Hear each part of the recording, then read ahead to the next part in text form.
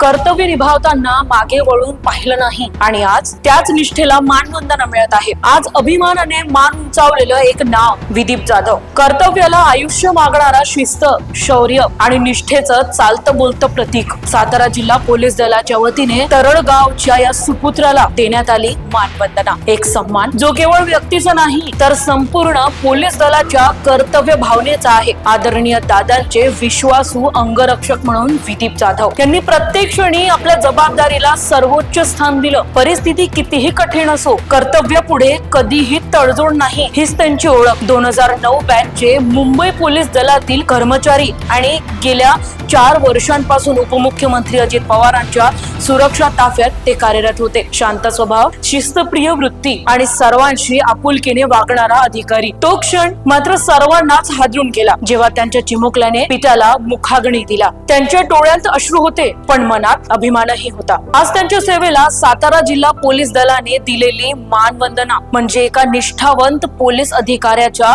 कर्तृत्वावरची शिक्कामोर्तब आहे। या सन्मानाने तरळगावचं नाव जिल्हा आणि राज्य पातळीवर उजळलं आहे। धन्यवाद।